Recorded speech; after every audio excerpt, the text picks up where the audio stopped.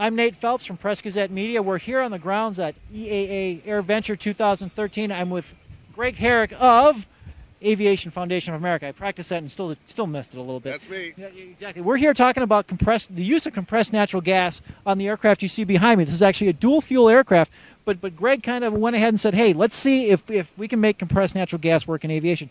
Tell us about that. Why'd you come forward and kind of the idea behind this? Well, I believe in natural gas as a fuel for vehicles, period. And I got interested in it a couple years ago, and I'm researching it for my own car and so on. But I happen to fly airplanes. I own a few airplanes, and I said, gosh, why can't this work on airplanes? So I started asking questions, and people say, well, it can't because they're air-cooled engines, or the tanks are too heavy, or this or that or the other.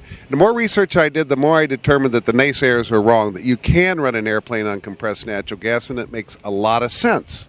So I approached a guy named Stu Horn, who owns the Aviat Aircraft Company and builds these Husky airplanes. A friend of mine, I happen to own 2 of his airplanes. I said, Stu, let's give this a shot.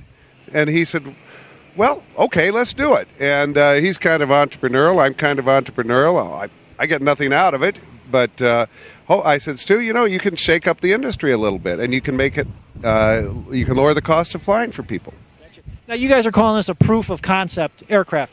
How's the process with that? Where do you know if this is a concept that will work or won't work, or if it already is working? Well, we've already morphed it in from proof of concept to a demonstrator. But anyway, it is working. The natural gas is powering this gasoline engine. It's a dual fuel engine. It runs on 100 low-lead aviation fuel, which is in the wings, or compressed natural gas, which is in the cargo tank on the belly. You can flip between the two of them. The performance is fabulous. In fact, Stu Horn told me that this airplane performs better on natural gas than it does on aviation fuel, aviation gasoline. The compression ratio is 10 to 1 in this motor, but the fuel is 138 octane with natural gas, and the fuel with aviation gas is only 100 octane. So you've got more power. There's no lead, and lead content in aviation fuel is an issue these days. It lowers smog-producing emissions by 97%. It lowers carbon monoxide or carbon dioxide, by 30%. The oil is much cleaner because there are fewer particulates in the gas to begin with. You might change your oil every 100 hours instead of every 20 hours. That reduces the cost of operating the airplane.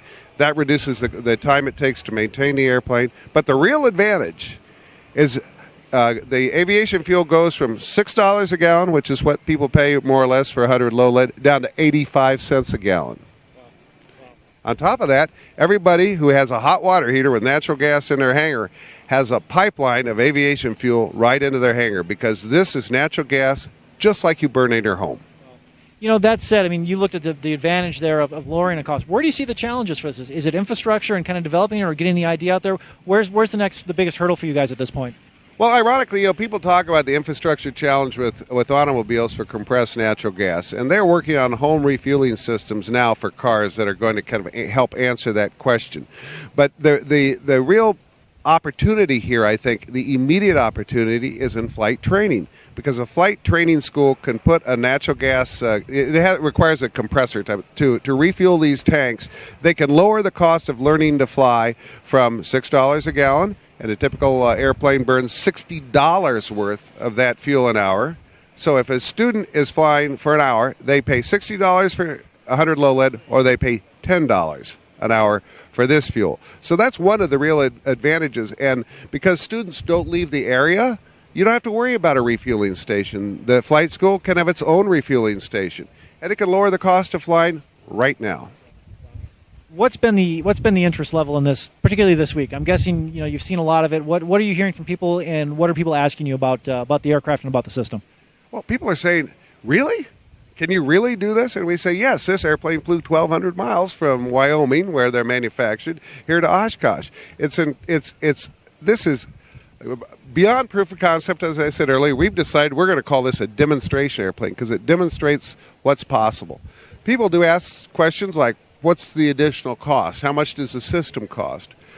Well, it is quite practical to do this for $12,000 to $15,000 of additional costs, and that includes the margin of the person doing the installation and so on. When we're using a hybrid automotive system in this airplane. Automotive systems that we looked at to put on these engines were not quite robust enough. There's some other issues related to an air-cooled engine versus because you have to have a coolant to heat the injectors. So they take automotive coolant and run it through the injectors to warm them up in cars, and we need to come with a solution for that for air-cooled engines, which we did. It's no problem.